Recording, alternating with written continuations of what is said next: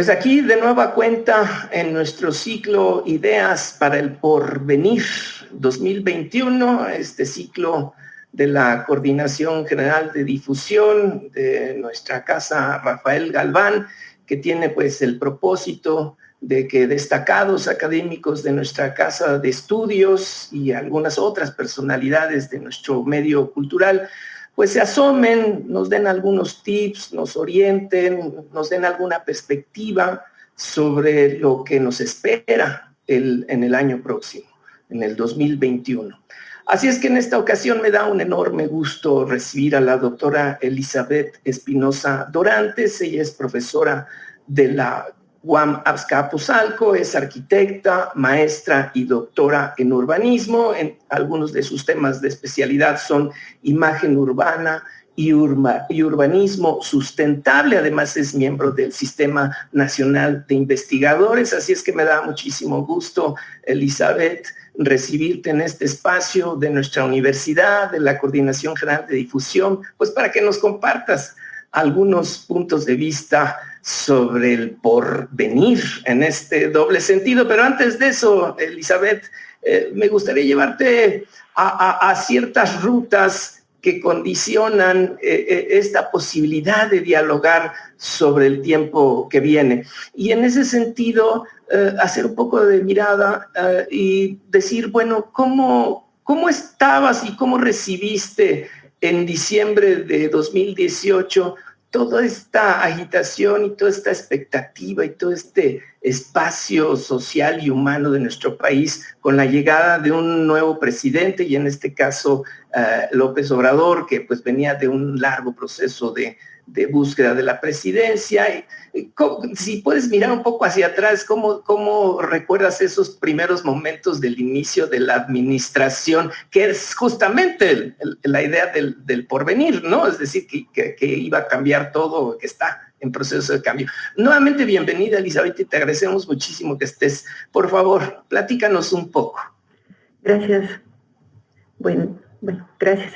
Inicialmente quiero agradecer que ustedes se hayan acercado a mí. Creo que es muy importante dentro del ámbito de la universidad poder tener ópticas respecto a esta idea del porvenir, ¿no? Bueno, en el 2018, creo que es como la mayoría de los habitantes de nuestro país, tenía una idea de esperanza, una idea de una verdadera transformación en el ámbito cultural, político, social de nuestro país, ¿no? O sea, sí, teníamos expectativas, grandes expectativas, estas ideas de una transformación muy relevante en todos los ámbitos, pues era muy sugerente, ¿no? Era muy sugerente.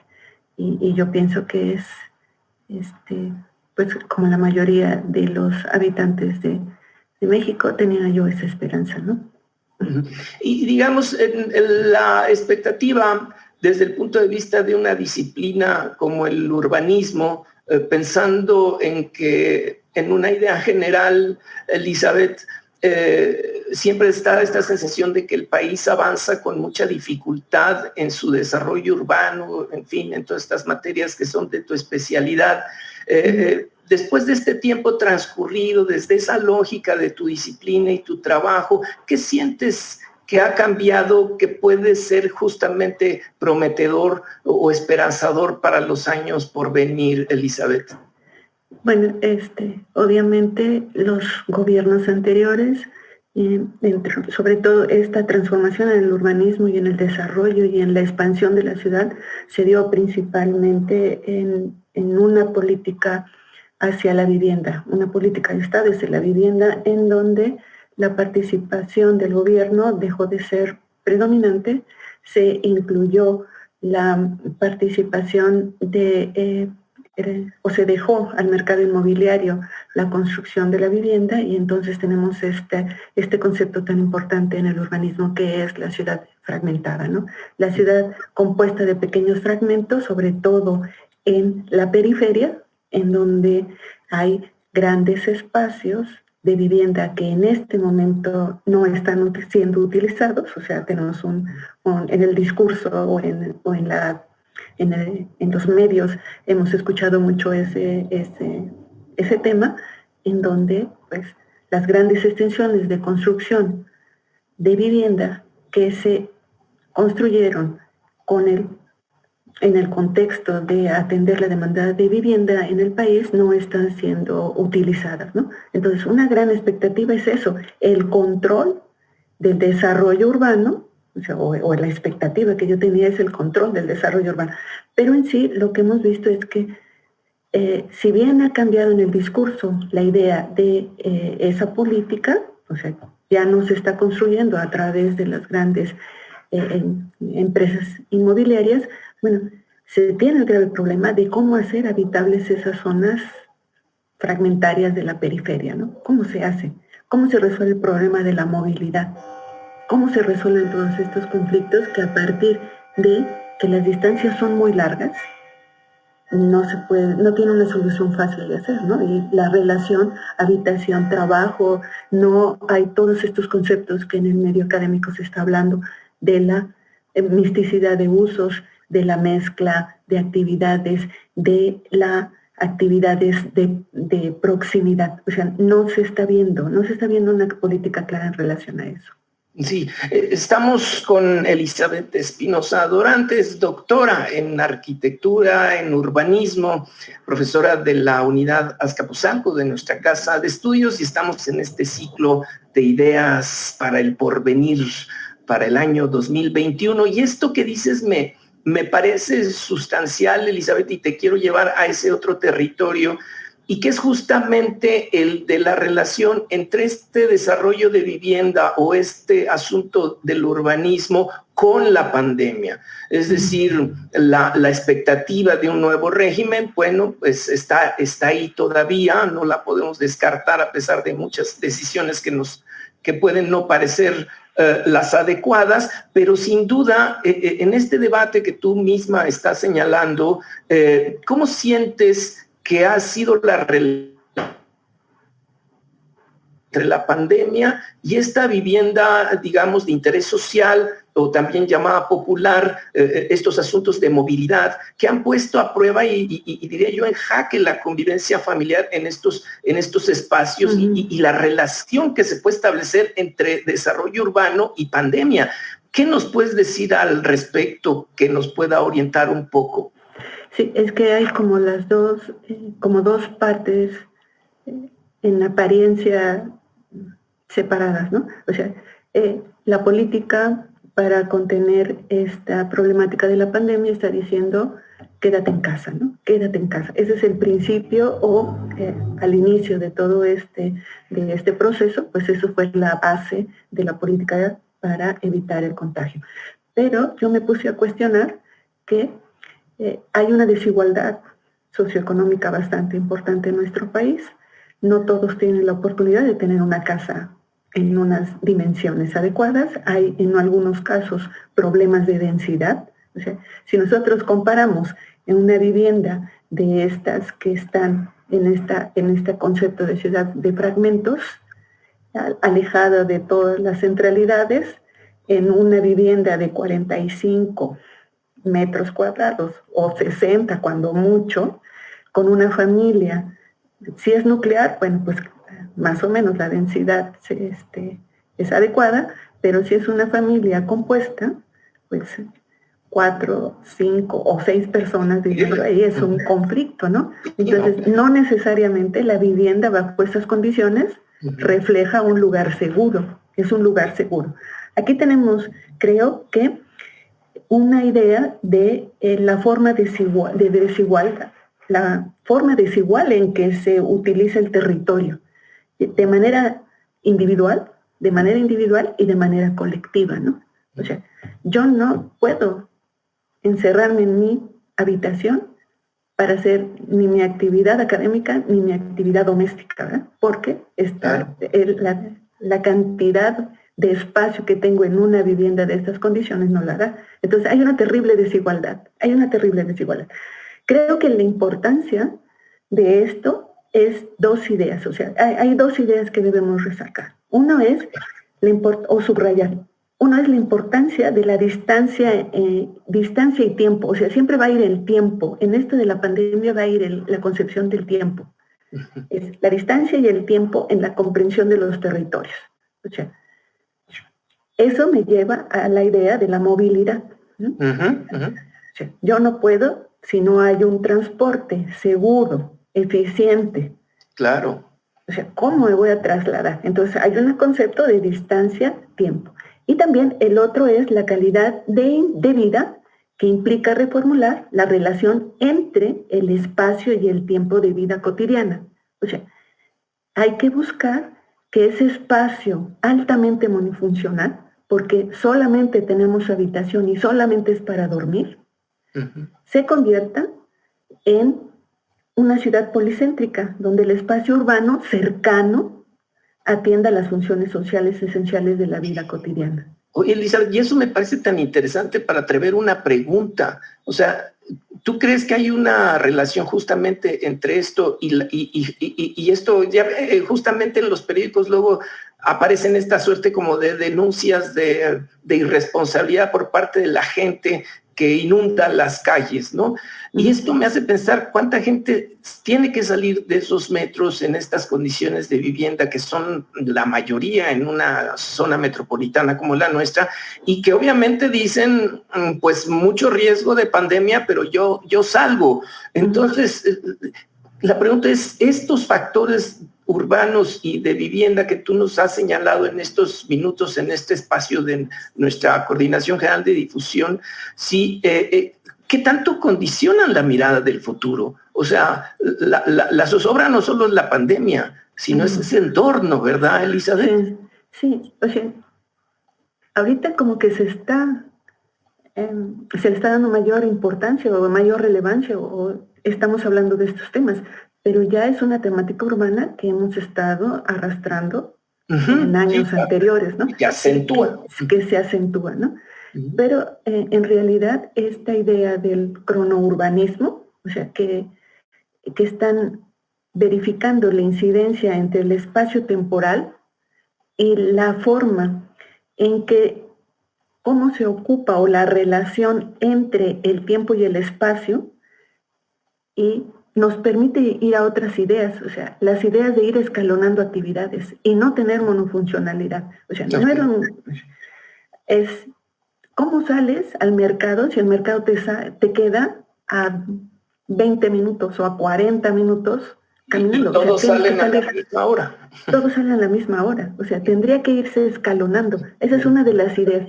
Hay un autor que habla de este modelo cíclico de 10 menos, así se llama, 10 menos, que plantea aprovechar el ciclo temporal de contagio, o sea, está hablando específicamente de la pandemia, pero yo creo que es una idea que deberíamos retomar para cosas futuras y que en algún momento se intentó cuando se decía el abastecimiento se tiene que hacer nocturno.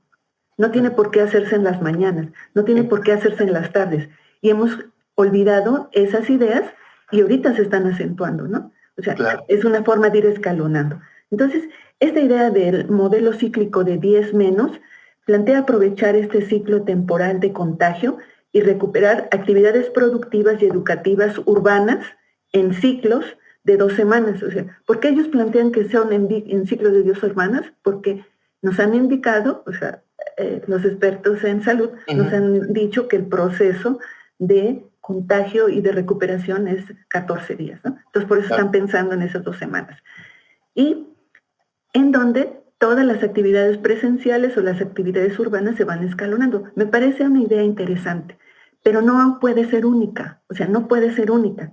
También hay otras ideas en relación al territorio de la hora y media, en donde dice que debe haber una red interconectada de ciudades de pequeña escala con un alto nivel de autonomía. Y otra vez vamos al punto de la monofuncionalidad. Claro. Si alguien vive en Tecámac, ¿cómo podemos, Tecámac ya está muy cerca en nuestro espacio metropolitano, ¿verdad? O sea, para nosotros esa concepción de tiempo. 2 horas. 2 horas.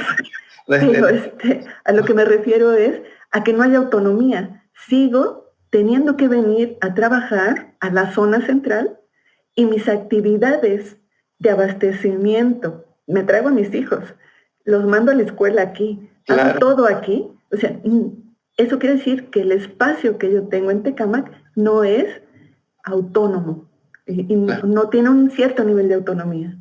Claro, justamente, qué interesante todo esto porque nos relaciona evidentemente con la idea del porvenir y del 2021, es decir, hasta dónde, después de escucharte, Elizabeth Espinosa Dorantes, doctora en urbanismo, profesora de nuestra unidad Azcapotzalco, o sea, hasta dónde el año próximo o este tiempo por venir, ¿verdad? Este tipo de ideas realmente pueden llegar a convertirse en acciones por parte del gobierno, pero sobre todo también por parte de la gente. Y yo quisiera insistir en ese sentido, Elizabeth, ¿qué tanto podemos esperar de nosotros mismos enfrentados a esta situación multifactorial donde hay un problema de salud pública, hay un problema de desarrollo económico, hay un problema también a nivel, digamos, de convivencia, de relación entre las personas? Y escuchándote, digo, ¿qué tanto crees que el año próximo puede ser propicio para que en una combinación, diría yo, casi como mágica, pudiera adoptarse algunas de estas ideas, experimentarlas? ¿Qué nos podrías decir sobre esa perspectiva hacia el año próximo en estos territorios nuestros? Sí, yo pienso que debe partir de políticas de Estado, o sea, y no políticas sectorizadas. Deben ser políticas integrales y transversales, multidisciplinares y todo lo que implica un gobierno integral, ¿no? O sea, pero en el caso específico del urbanismo o de los territorios urbanos, yo creo que hay que buscar la revitalización de los servicios de proximidad en distancias cortas, o sea, cortas para nosotros, o sea, en este mundo es pareciera un poco utópico, ¿verdad? Es un poco utópico. Pero yo pienso que esa concepción de distancia debe estar en función de una movilidad activa, o sea, buscar movilidad a pie, buscar movilidad en bicicleta, buscar en movilidad con transporte altamente eficiente, bueno, el sistema de trenes, ¿verdad? Que nosotros ahorita en el metro ya está totalmente saturado. Sí, colapsado. Colapsado, pero un sistema metropolitano de trenes, como le llamarían en España, de cercanía, ¿no? O sea, ya yo pienso que en niveles, así como se pensó en el periférico en 2 niveles, así la red de metro, de transporte en tren, debería ya estar pensándose en niveles, o sea, hacia abajo, ¿no? Y una mezcla terrible. Entonces, esto nos ayudaría a mejorar las condiciones de calidad.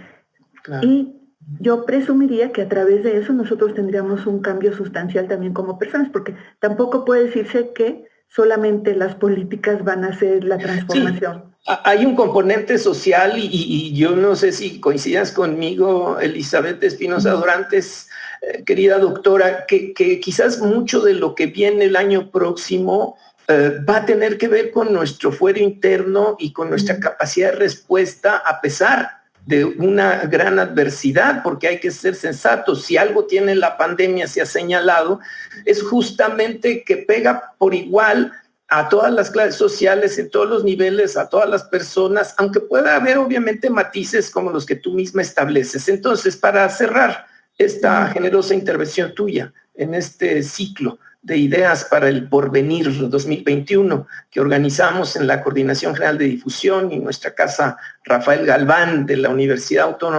Autónoma Metropolitana, ¿qué podrías decirle a tus alumnos, a los integrantes de nuestra comunidad universitaria, que pudieran ser algunos elementos que a tu gusto son centrales para el año próximo? O sea, que van a definir en gran parte lo que suceda en el 2021. ¿Qué podrías dejarnos en este espacio, doctora Elizabeth?